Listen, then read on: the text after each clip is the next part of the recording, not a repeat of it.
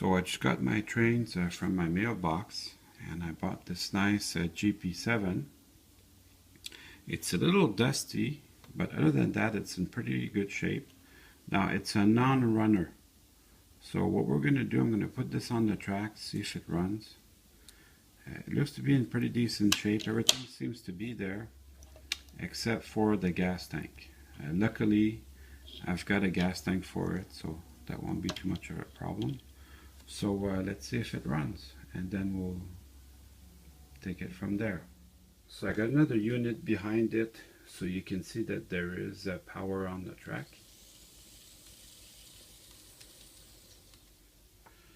So it sort of kind of wants to run, but it's not going anywhere.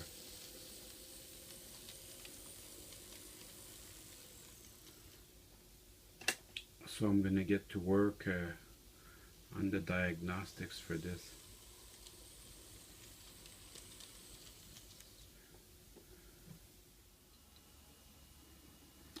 Now, just by making a quick inspection, you can tell here the bearings, the shaft is out of the bearing here and there. So for sure, just that will make the locomotive not run right. So I'm going to disassemble it further, and then we'll see what else could be a problem. So these are great. I really like them, and they're easy to work on, and once you get them going, they're so much fun. The shell is in pretty good shape. There's a couple of areas where the handrails are broken, but I have the broken part with the engine, so I can definitely help it out. This little guy came with no box, non-runner with no box, so it was sort of cheap, but I enjoy fixing them. And then we'll take the trucks out. We'll remember the order. Not the end of the world if you get it wrong, but that's all you need. I'm going to put these aside for now. Definitely want to have a clean workspace when you're doing this. Then you just pop these out, and they will reveal your drive line, including the motor.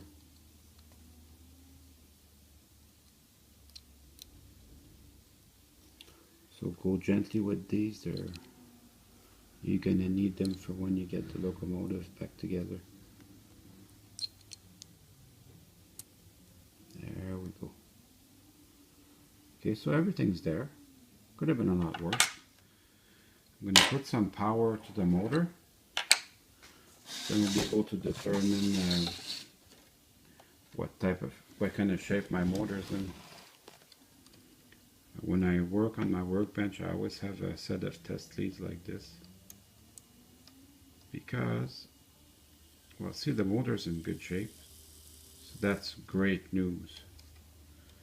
We'll just be doing a little bit of cleaning and lubricating. We'll realign the trucks, and then we'll be on our way.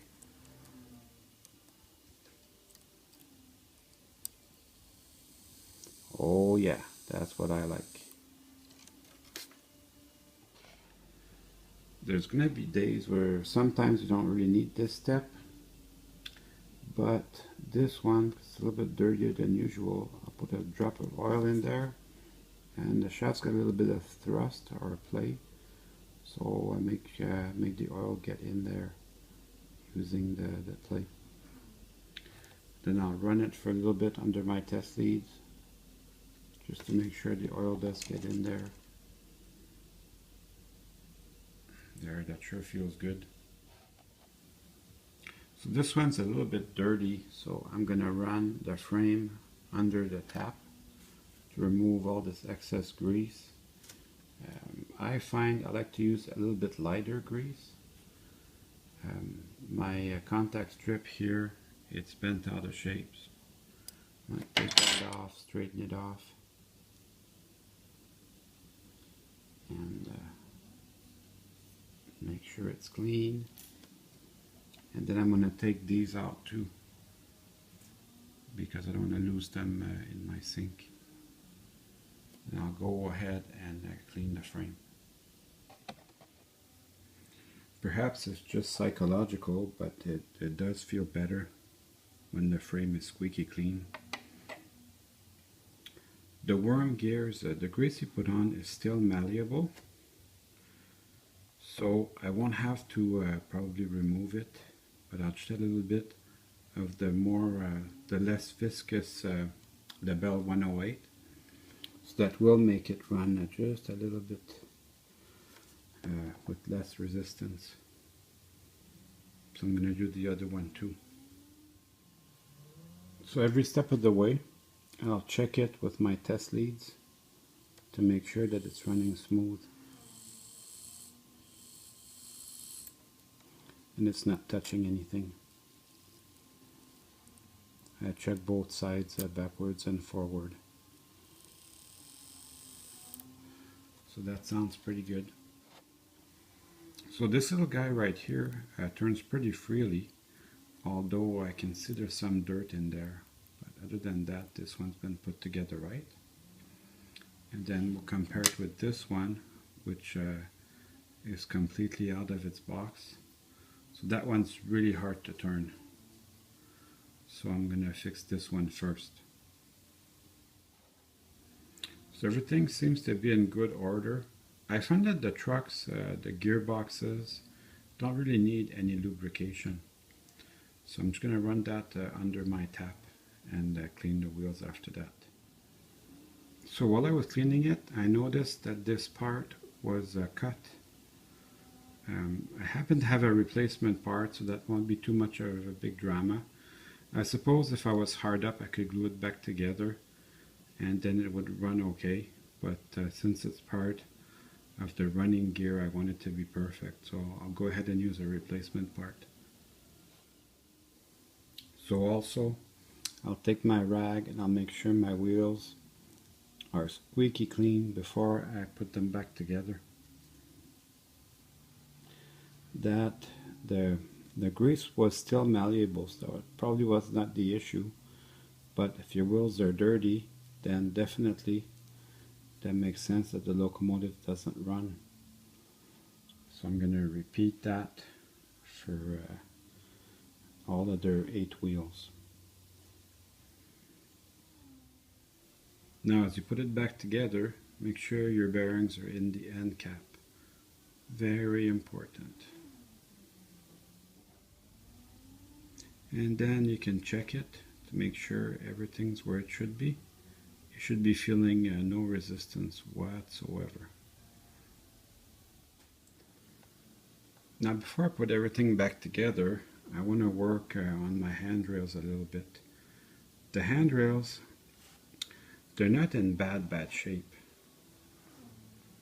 There are just 2 little things that I wanted to work on, namely this stanchion right here, which is broken off. So I'm going to fix that with some crazy glue. And I've got another one which is broken off, which is right here.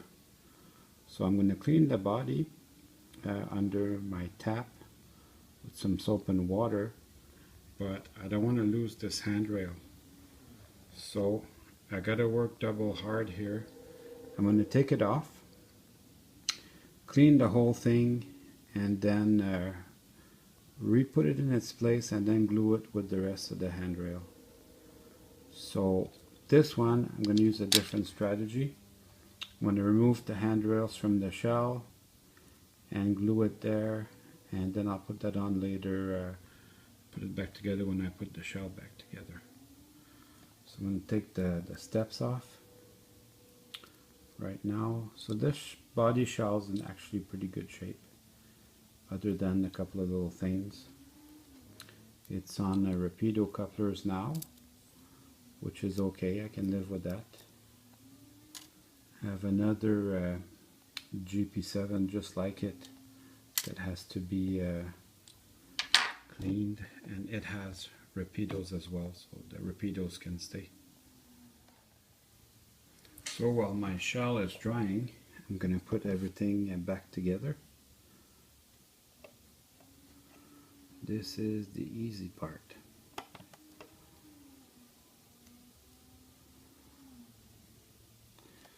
And then I'm going to put the contact strips first.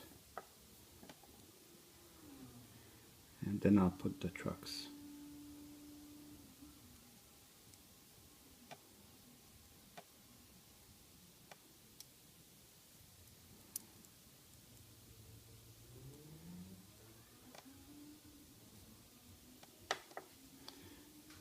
You don't have to force these in, they should fit right in, right at home.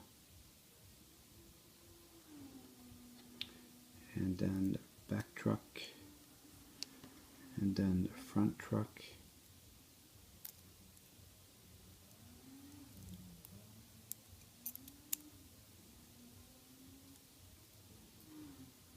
Make sure the contact strips touch. And then that looks pretty good. I'm going to take my gas tank that I had as a spare part, put that on there. As you know, the gas tank holds the contact strips down. So make sure everything is aligned properly. Now's the time to do it. I'm going to push this one in just a little bit. You don't have to go crazy, but you still want them lined up properly. And then all that's left to do is to put in my screws, and we'll go try it on the track.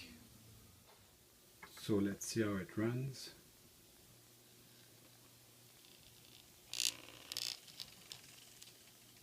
Sounds pretty good. These make a little noise, but they all make the same noise, and that's okay. That's how they're supposed to sound. Alright, so let's put the body back on.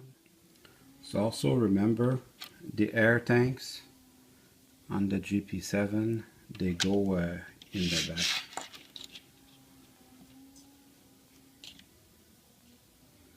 And then I had time to fix up all my handrails, and that just fits right over there, nice and easy. And now it's time to run some trains. Well, I hope you enjoyed this video.